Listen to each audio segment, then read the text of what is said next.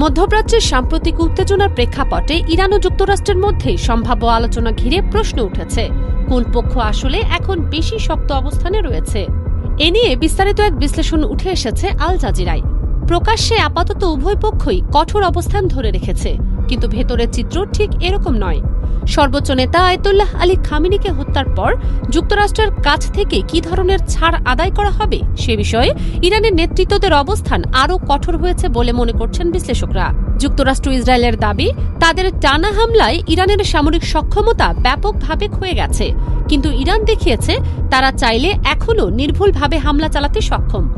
এদিকে হরমুজ প্রণালীতে যে জলপথ দিয়ে বিশ্বের মোট তেল রপ্তানির 1/5 পরিবাহিত হয়, হাজার হাজার জাহাজ আটকে আছে।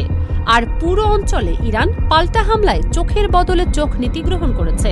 বিশেষজ্ঞদের মতে ইরানের লক্ষ্য এখন শুধু যুদ্ধবিরতি নয়, বরং এখন একটি যুদ্ধোত্তর ব্যবস্থা প্রতিষ্ঠা করা, যা প্রতিরোধ ক্ষমতা পুনরুদ্ধার করবে এবং দীর্ঘমেয়াদী অর্থনৈতিক ও নিরাপত্তার নিশ্চয়তা দেবে। ইরানের রাজনৈতিক ও সামরিক কর্মকর্তারা সাম্প্রতিক দিনগুলোতে জানিয়েছেন, তারা পশ্চিমাদের কাছ থেকে জব্দ অর্থ ফেরত এবং ক্ষতিপূরণ, ভবিষ্যতে আর হামলা না হওয়ার দৃঢ় নিশ্চয়তা এবং হরমুজ প্রণালী দিয়ে চলাচলের জন্য নতুন নিয়ন্ত্রক হতে চায়। ওয়াশিংটন ভিত্তিক সেন্টার ফর ইন্টারন্যাশনাল পলিসির জ্যেষ্ঠ ফেলো নেগার মোর্তাজাভি বলেন, তেহরান নিজের শর্তে যুদ্ধ শেষ করতে চাইবে এবং এর বিনিময়ে নিষেধাজ্ঞা শিথিল, ক্ষতিপূরণ ও অর্থনৈতিক লিভারেজ আদায় করতে চাইবে। বিশ্লেষকদের মতে বড় ধরনের ছাড় ছাড়া ইরান এই প্রভাব ত্যাগ করবে না। বিশেষ করে ইরানের ধারণা, যুদ্ধের ফলে তারা এমন কিছু অর্থনৈতিক স্বস্তি পেয়েছে যা কূটনৈতিক পথে পায়নি। সম্প্রতি তেলের দাম কমাতে ট্রাম্প প্রশাসন সাময়িকভাবে সমুদ্রে থাকা 14 কোটি ব্যারেল ইরানি তেল কেনার উপর নিষেধাজ্ঞা শিথিল করে। অন্যদিকে ইরানের বিরুদ্ধে যুদ্ধ শুরুর পক্ষে যুক্তরাষ্ট্রের প্রেসিডেন্ট যে কারণগুলোর কথা বলেছেন তার একটি হল তেহরানকে পারমাণবিক বোমা অর্জন থেকে বিরত রাখা। কয়েকদিন আগে তিনি বলেন, তিনি এখনও চান ইরান যেন অস্ত্রমানের কাছাকাছি সমৃদ্ধ 400 কেজির বেশি ইউরেনিয়াম হস্তান্তর করে।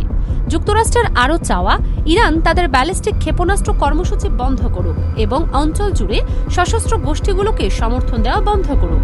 আল জাজিরার সঙ্গে কথা বলে দুটি সূত্রের একটির মতে ওয়াশিংটন এখন প্রস্তাব দিয়েছে যে ইরান তাদের ভান্ডারে 1000টি মাঝারি পাল্লার ক্ষেপণাস্ত্র রাখতে পারবে। ইরান বিষয়ক রাজনৈতিক বিশ্লেষক বাহাক বাহাদাদের মতে, এখন ইরান যেভাবে এগুচ্ছে তা আপোষের প্রস্তুতির চেয়ে দীর্ঘমেয়াদী সংঘাত মোকাবেলার প্রস্তুতির মতোই বেশি মনে হচ্ছে।